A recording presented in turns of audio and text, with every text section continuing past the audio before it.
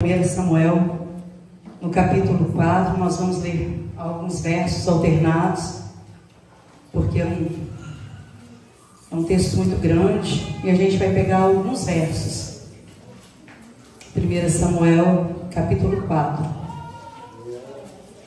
Nós vamos ler o verso 2, e aí eu vou falando e os irmãos vão acompanhando comigo. Amém? E os filisteus se colocaram em posição de batalha contra Israel. E quando a batalha se propagou, Israel foi vencido diante dos filisteus, que mataram cerca de 4.000 homens das tropas de Israel no campo. Verso 3. E quando o povo voltou ao acampamento, os anciãos de Israel disseram: por que nos feriu hoje o Senhor diante dos filisteus? Tragamos, pois, a arca do Senhor de Siló, para que, ao vir entre nós, nos salve das mãos dos nossos inimigos. 4. Então o povo enviou homens a Siló, e trouxeram de lá a arca do pacto do Senhor dos Exércitos, que estava sentado entre os querubins. E os 2 filhos de Eli estavam ali com a arca do pacto do Senhor. 5. E quando a arca do pacto do Senhor chegou ao acampamento, todo Israel gritou com grande júbilo, de tal maneira que a terra tremeu. 7. E os filisteus tiveram medo e disseram: Deus veio ao acampamento. E disseram ainda: ai de nós, pois nunca aconteceu coisa semelhante a essa. 10. E pelejaram os filisteus, e Israel foi ferido, e fugiu cada homem para a sua tenda, e houve uma grande mortandade, pois caíram de Israel 30.000 homens de infantaria. E a arca de Deus foi tomada, e os 2 filhos de Eli, Ofni e Finéias, foram mortos. E correu um homem de Benjamim dentre o exército, e veio a Siló no mesmo dia, com suas roupas rasgadas e terra lançada sobre sua cabeça. E quando chegou, eis que Eli estava sentado em uma cadeira à beira do caminho, vigiando, pois o seu coração temia por causa da arca de Deus. E quando aquele homem veio para dar a triste notícia, toda a cidade rompeu em gritos. Verso 16. E disse o homem a Eli: eu sou o que saiu do exército e fugiu hoje da batalha. E Eli perguntou: como tudo aconteceu, meu filho? 17. E aquele que trazia a notícia rompeu, dizendo: Israel fugiu diante dos filisteus, e houve uma grande mortandade entre o povo, e também os teus 2 filhos, Ofni e Finéias, foram mortos, e a arca de Deus foi tomada. 18. E aconteceu que, quando mencionou a arca de Deus, ele caiu da cadeira para trás, e ao lado da porta, e quebrou-se o pescoço e morreu, porque era um homem velho e pesado, e tinha ele julgado Israel 40 anos. Eu gostaria que você orasse juntamente comigo. O pastor fez uma oração por Daniel, e eu gostaria que você agora fizesse uma oração por você mesmo, para que o Espírito Santo venha falar com você, para que o Espírito Santo venha te orientar. Qual é a boa, a perfeita vontade dele para a sua vida? Meu Deus e meu Pai, nós nos colocamos na tua presença, Jesus, sabendo que nós somos teu, e tu sabes exatamente, Senhor, daquilo que nós precisamos, daquilo que nós necessitamos, Pai. E como é bom saber que nós temos um dono que cuida, um dono que zela, um dono que corrige. Deus, fala aos nossos corações, não naquilo que nós queremos ouvir, mas aquilo que nós necessitamos, aquilo que nós precisamos melhorar. Deus, tu tens a liberdade, Pai, tu tens liberdade para falar aos nossos corações, que não seja a minha voz, porque eu sou falha,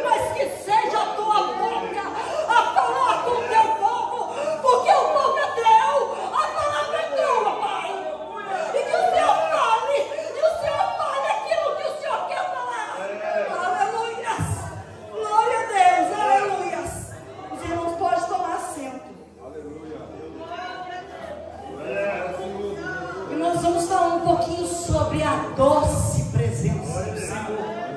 Aleluia.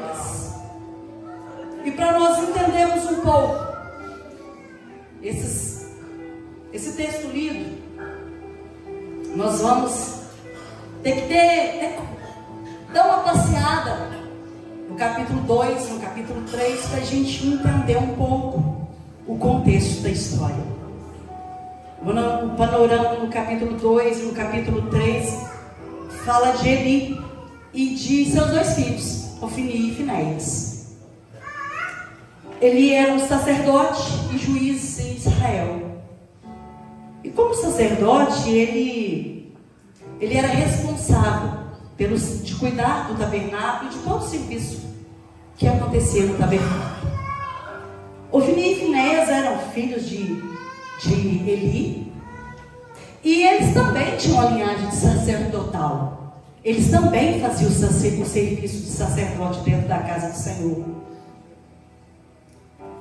E mesmo fazendo todo o serviço, conhecendo toda a lei de Moisés, os mandamentos, a Bíblia diz que eles não temiam a Deus. Eles sequer conheciam quem era Deus. Eles conheciam as leis, mas eles não praticavam as leis. E Tiago, ele nos diz a importância de praticarmos e não sermos apenas ouvintes. No livro de Tiago, no capítulo 1, o verso 23, diz assim: aqueles que ouvem a palavra, mas não as praticam, é comparado a alguém que se olha no espelho e logo se vai e se esquece de sua aparência. Aqueles que ouvem a palavra do Senhor e não as praticam, enganam-se a si mesmos.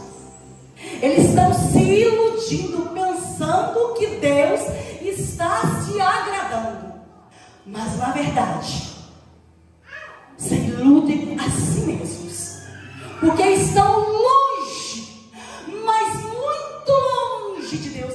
Sequer conhece quem é Deus. Mas aqueles que ouvem a palavra e as praticam, a Bíblia diz que ele é bem-aventurado.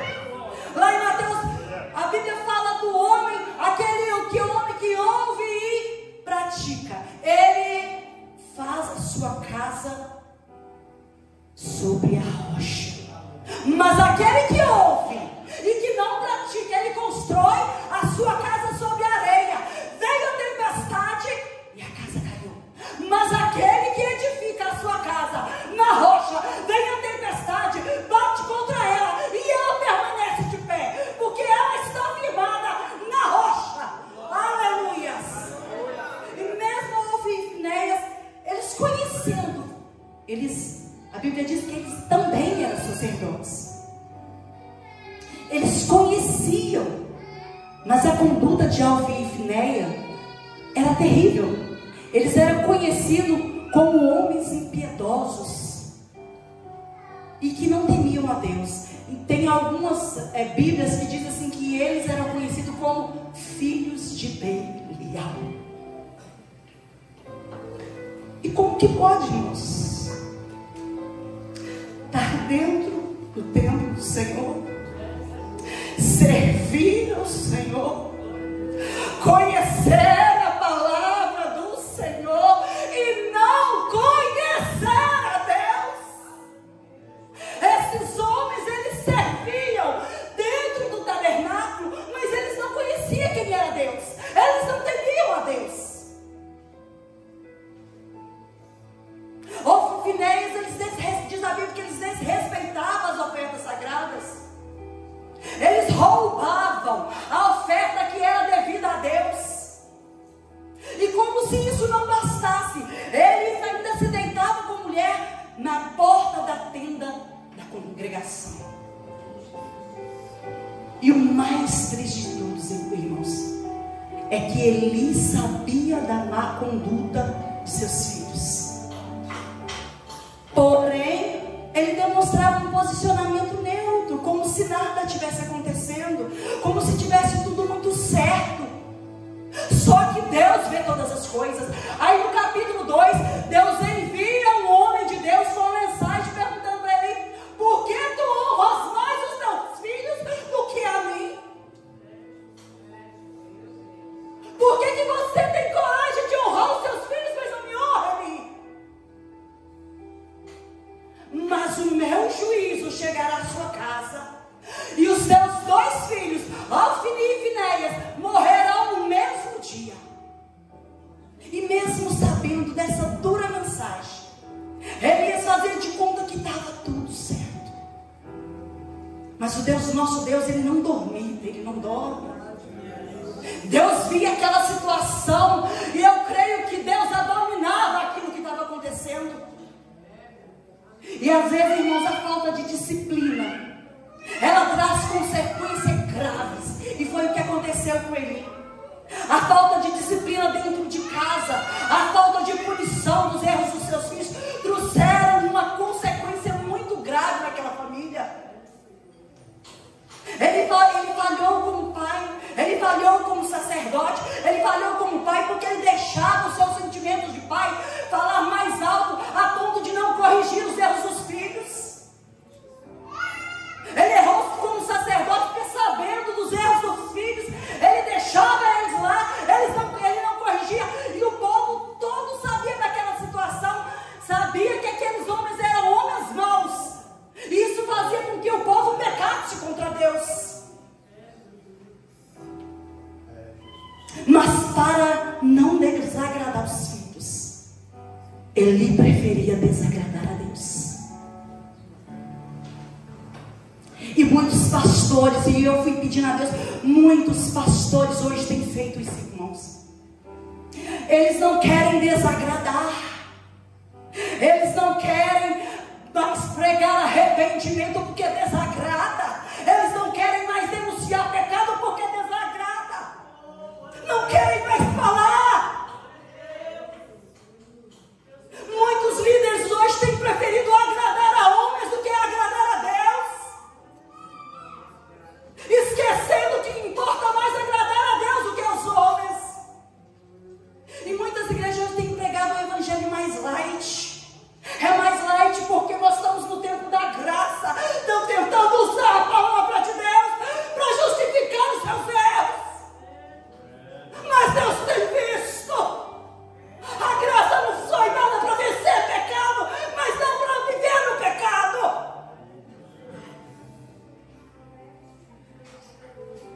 É um tal de balada gospel. Vai canchorar, manai.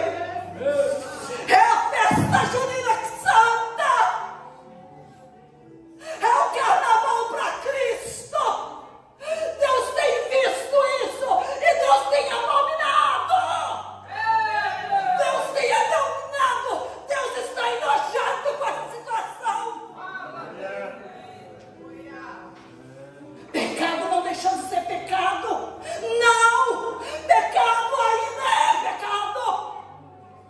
O pecado que há 1000 anos era pecado, para Deus continua sendo pecado. O tempo, ele não faz Deus voltar atrás, porque Deus é imutável, ele não muda, ele não tem sombra de variação, irmãos. Há muito tempo atrás, Jesus disse que a porta era estreita, o caminho era apertado. O tempo tem passado, mas a porta continua estreita. O tempo não foi capaz de abrir as portas e nem de alargar os caminhos. A porta continua estreita. Não vem caçando conversa, dizendo que está na tempo da graça. É graça para não pecar. É para não pecar, não é para continuar no pecado. Às vezes você chega, passa na televisão, é um show gospel. Não tem mais adoração, é show gospel. Para nossa vergonha. Mas o que era pecado para Deus ontem, é pecado para Deus hoje, será pecado para Deus amanhã, porque Deus não muda. Deus não muda. Deus é imutável. Estão enchendo a igreja fechado igrejas, porque tem até uma área VIP na igreja. Tem igreja que tem área VIP, irmãs. Olha a situação que nós chegamos. Nós não podemos falar de Eli não, porque nós estamos vivendo tempos piores. Piores. A porta ainda continua estreita. Quer passar por ela? Vai ter que deixar lá fora. Não vai dar para entrar, é só você. Pecado não vai entrar. O caminho continua ainda muito apertado. Não vai dar para levar filho. Não vai dar para levar bagagem. É você. É você.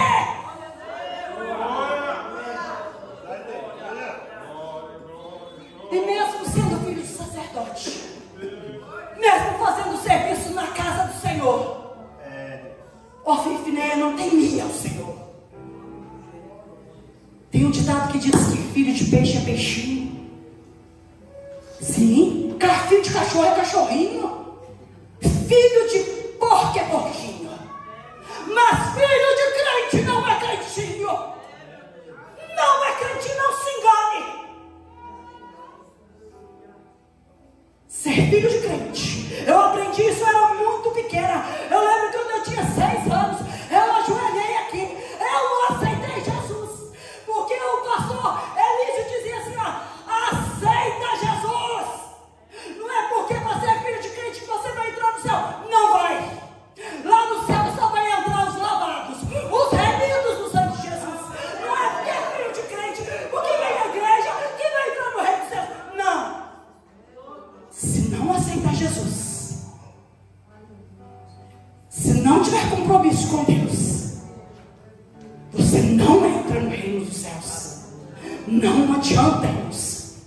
Para entrar lá, vai ter que ser lavado, vai ter que ser remido, rabachore cantar. Não vai dar para entrar de qualquer jeito, não. Meu Deus. Não vai dar para entrar de qualquer maneira.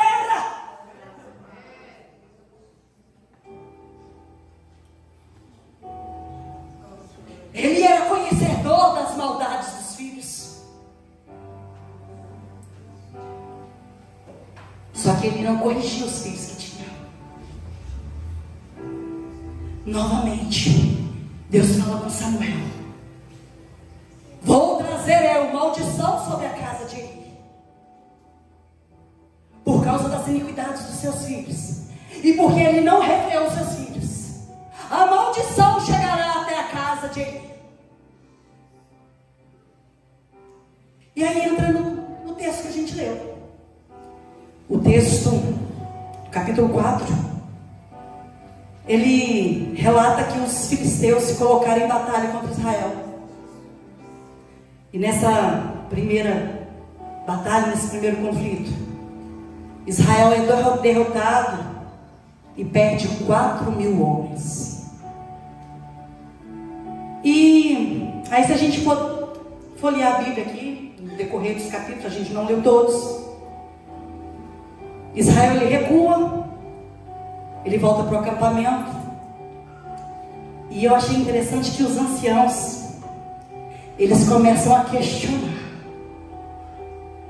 por que Deus nos feriu diante dos filisteus? É engraçado, irmãos, que eles atribuíram a derrota a Deus. Eles não perguntaram para Deus sequer se eles deveriam ir à batalha. Eles não perguntaram para Deus como eles deveriam agir. Eles não perguntaram. Mas quando deu tudo errado, a culpa é de quem? É de Deus. Por que Deus fez isso? É Deus. Deus nos puniu.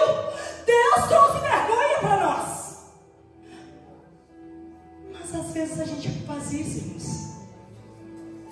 Nós precisamos parar de culpar a Deus por nossas escolhas erradas. Casa sem perguntar a Deus: oh Senhor, por que o Senhor permitiu? Você perguntou a Deus primeiro? Faz aliança sem perguntar a Deus, é errado. Oh Senhor, por que o Senhor permitiu? Não permitiu. Deus não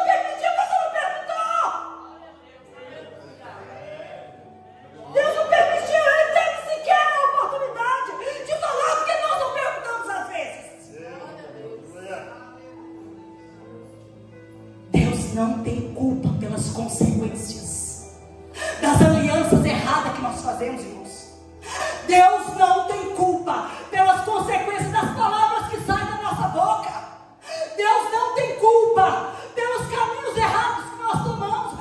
Deus não tem culpa pelas consequências da falta de controle nossa. Faz dívida, faz dívida, faz dívida. Aí depois pergunta para Deus: por que, Deus? Sua falta de controle não tem nada a ver com Deus. A culpa, nós precisamos aprender a assumir as nossas culpas. A culpa é minha. Eu não falei para Deus, eu não consultei a Deus. Mas quando dá tudo errado, a gente lembra que tem Deus. E na maioria das vezes, a gente culpa Deus por aquilo que a gente fez. E é assim que eles fizeram. Os outros falaram: por que o Senhor fez isso, Deus? Nós ficamos envergonhados. Então eles se juntam com o conselho de guerra e resolvem trazer a arca da aliança do Senhor para o meio da batalha. Eles pensaram: se a arca da aliança estiver no meio da batalha, nós ganharemos a guerra. E a arca do Senhor, ela era um baú de madeira, de acácia, revestida de ouro. E dentro dela tinha um vaso com maná, as tábuas da lei e a vara de Arão que havia florescido. É o que tinha lá dentro. E a arca do Senhor era um objeto sagrado. Era o símbolo da presença de Deus no meio do povo de Israel. E eles então decidem ir a Siló, manda homens a Siló, e eles trazem a arca da aliança para o acampamento, para o arraial, para a guerra. E diz a Bíblia que estavam junto ali da arca do Senhor os filhos de Eli, Ofni e Finéias. Mesmo aquele povo sabendo quem eram os filhos de Eli, eles ainda pedem a eles para levar a arca. Às vezes as coisas dão errado, sabe por quê, irmãos? É porque nós aliançamos com quem não é para aliançar. Nós fazemos aliança com quem está debaixo da ira de Deus. Nós temos que tomar cuidado com quem nós andamos, porque não dá para andar com pessoas que têm julgo desigual. Não vai. Precisamos prestar mais atenção com quem nós fazemos aliança. É um perigo fazer aliança com quem está sob a ira de Deus. Isso pode nos causar um preço muito alto. Ande com quem te leve para a presença do Senhor. Ande com quem tema ao Senhor. Ande com pessoas que te incentivem a viver uma vida de santidade. O que Deus requer de nós é andarmos com pessoas que nos levem a ser melhor diante de Deus. Mas muitas vezes nós achamos assim: não tem problema, eu tenho que brilhar, a luz brilha nas... Realmente, a luz brilha nas trevas. Realmente. Mas você não pode se comparar às trevas. Deus te chamou para ser luz, e muitos andam com aqueles que estão nas trevas, e daí a pouco a sua luz se apagou. Pare de aliançar com aqueles que Deus já rejeitou.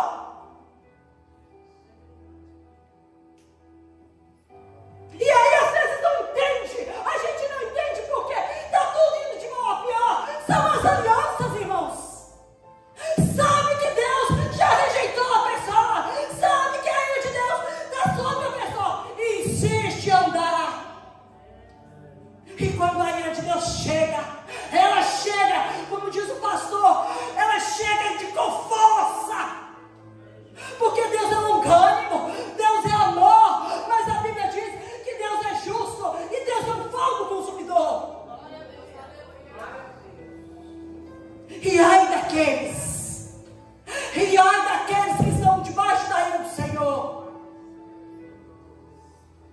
e Ofni e Finéias, eles estavam debaixo da ira de Deus. E a Bíblia diz que Deus não se deixa esclarecer. Não, pode passar tempo, porque Deus eu não ganho, irmãos. Deus não é igual eu, você, que pisou no pé, a gente fica bravo, a gente fala, não. Deus é não ganha.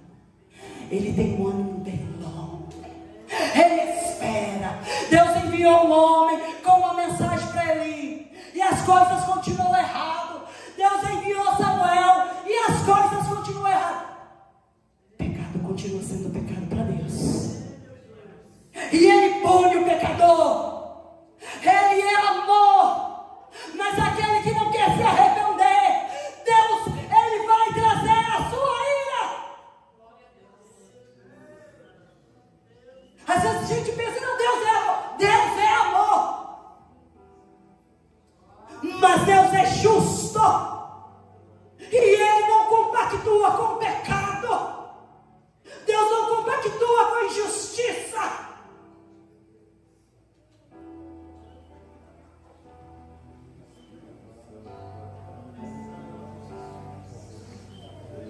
Quando a arca ela chega lá no arraial, a Bíblia diz que todo o povo de Israel jubilou com muito júbilo, a ponto que a terra estremeceu. Eles pensavam assim, agora sim, agora a guerra está reída, nós vamos ganhar, porque a arca do Senhor é conosco. Mas só que a arca era só o símbolo da presença. A presença ela vem aqui. Ela não está nas patrifuzias, como diz o pastor Charles. Não, não é na Rosa Santa. Não, a presença do Senhor, se fosse presente, é nesse tabernáculo de terra.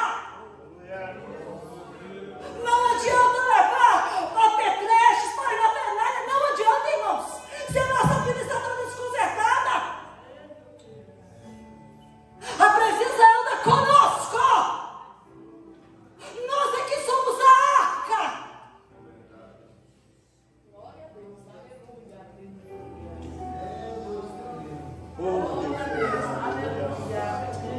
E olha que aquele povo filisteu, eles ouvem aquele barulho, eles começam a pensar, o que aconteceu? Por que esse povo está tão alegre? E o povo temeu. Os filisteus começaram a temer, porque os filisteus sabiam o que o Senhor tinha feito com os egípcios, por amor a Israel. Eles sabiam das pragas que o Senhor tinha trazido aos egípcios. Eles sabiam com qual foi mão forte que o Senhor usou para tirar aquele povo lá do Egito.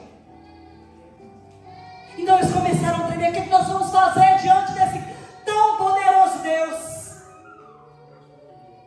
E novamente diz a Bíblia que o povo sobe na batalha. E novamente Israel é vencido. Novamente Israel é envergonhado. Porque o segredo não está na arca. O segredo está na presença. O segredo não está carregado a Bíblia debaixo do braço. O segredo é o estilo de vida que você leva com Deus. O segredo não é ter uma carteirinha nas mãos de pastor. O segredo é a presença de Deus. De nada adianta ter títulos se não tem presença.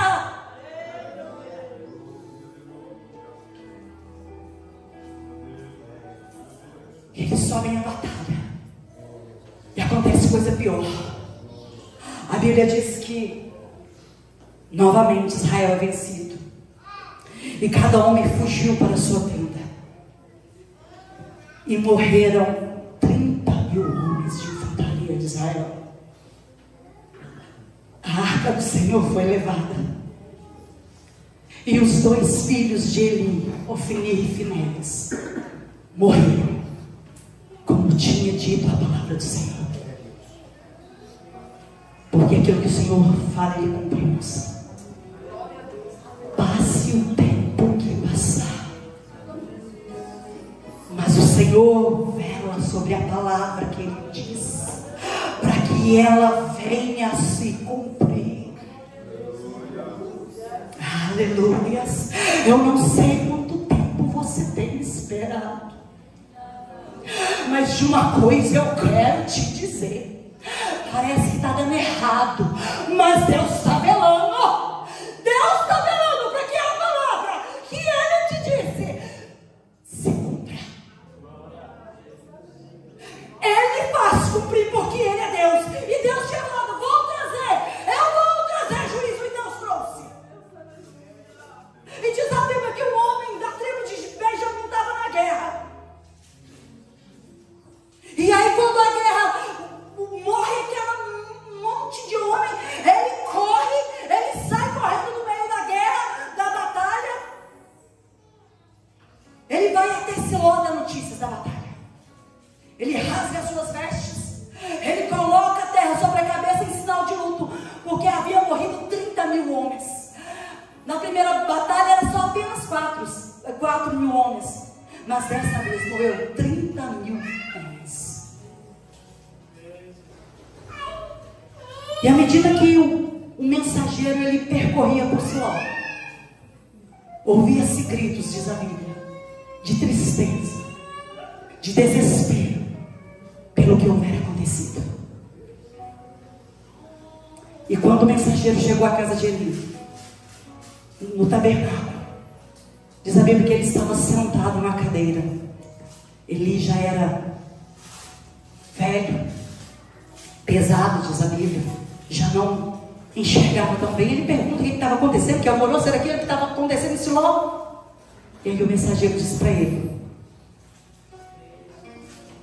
Israel havia fugido diante dos filisteus, e que 30 mil homens haviam sido mortos, e que seus 2 filhos, Alvini e Finéias, haviam sido mortos, e que a arca do Senhor tinha sido tomada pelos filisteus.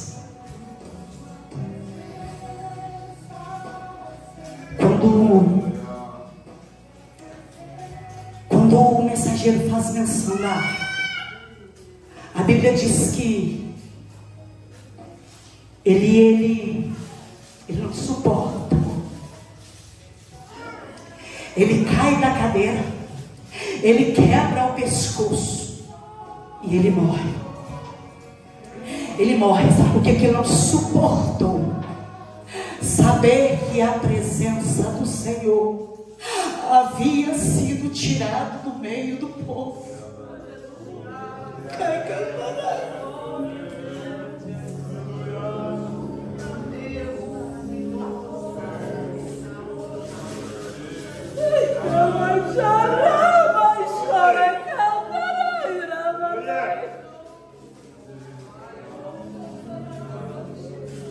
Ele suportou a morte dos filhos, ele não caiu da cadeira.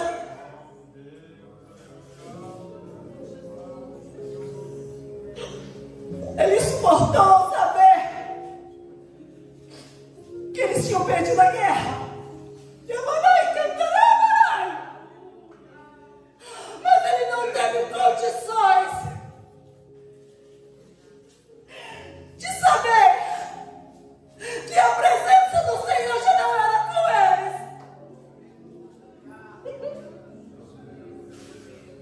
Ele suportou, irmãos, ele suportou a morte dos 2 filhos. Ele suportou saber que os seus filhos haviam morrido.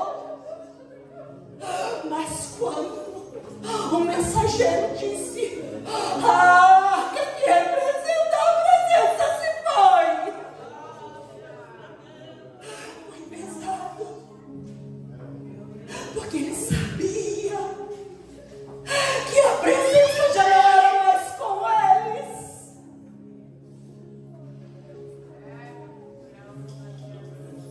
Você sobrevive sem a casa, mas você não sobrevive sem presença de Deus. Você sobrevive sem filhos, mas você não sobrevive sem a presença. Você sobrevive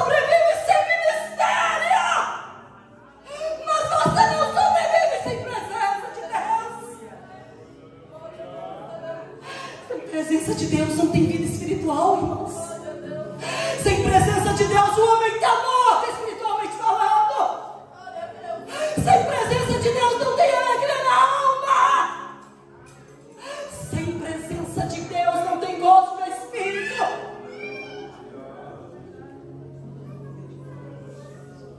Aí eu comecei a estudar. A presença de Deus, ela nos dá estrutura para ficarmos de pé diante das mais grandes calamidades, nos piores dias das nossas vidas. A presença de Deus nos sustenta.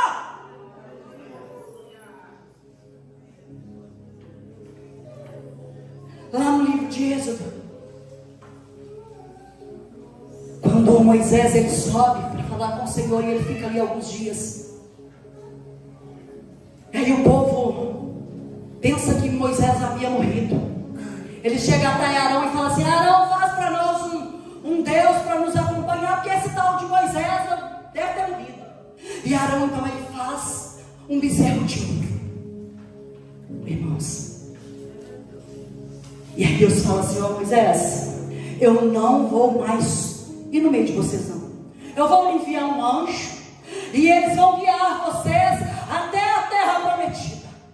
Mas eu não vou mais não, porque esse povo ele tem uma serviço muito duro, eu não vou mais não.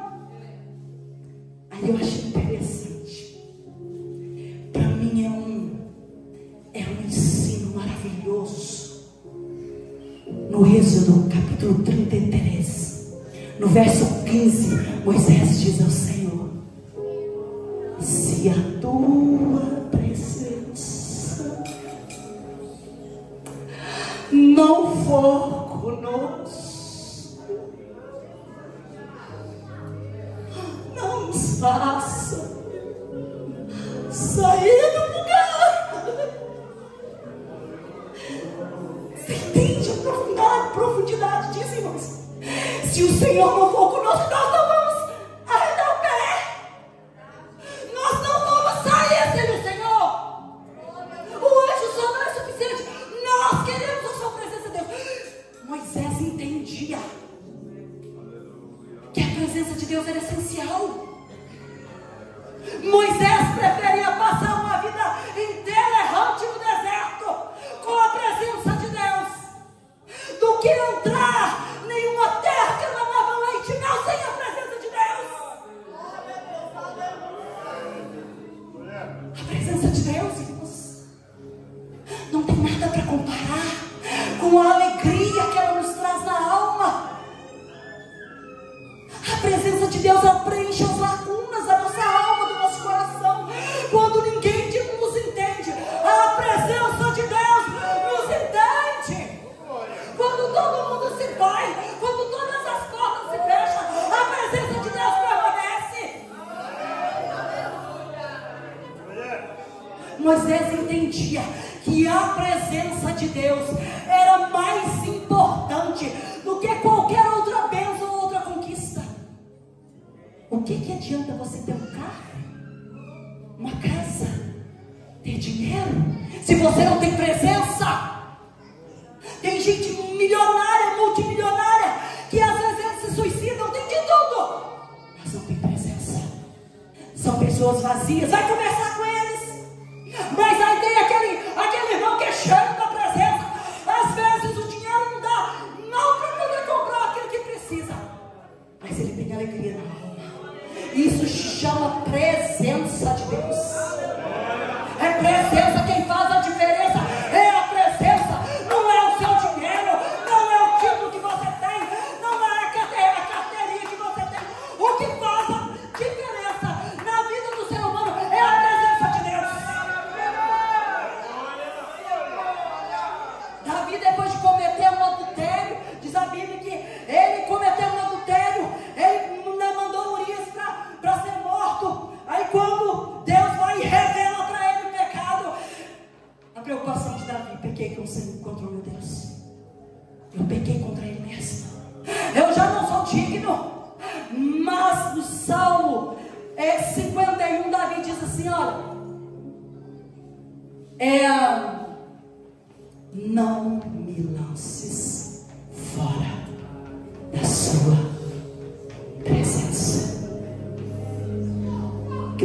dizendo: não tira de mim não, Senhor. Não tira de mim, porque eu não suporto, eu pequei.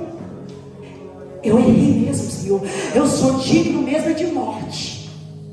Mas, por favor, Senhor, não me lances fora da tua presença.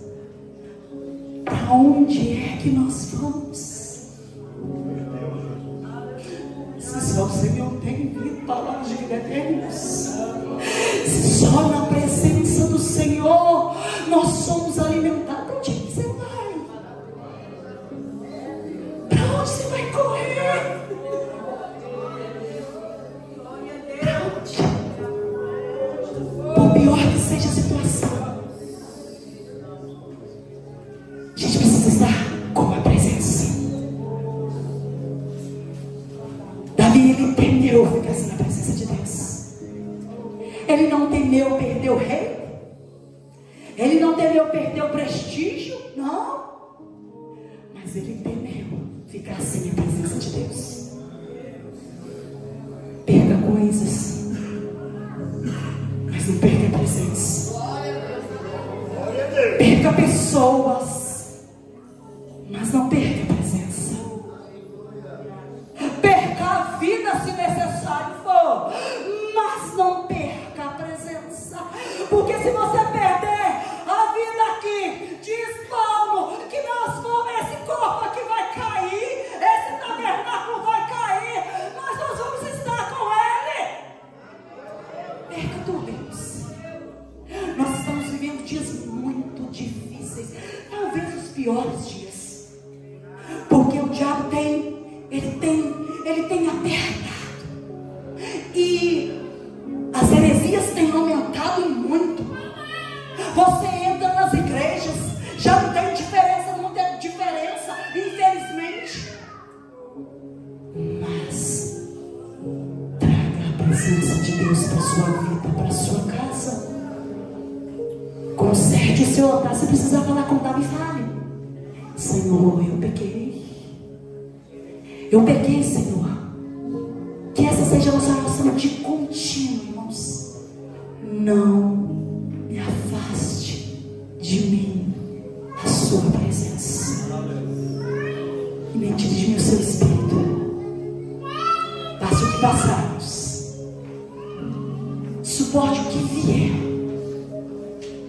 mas não perca a presença de Deus. Não.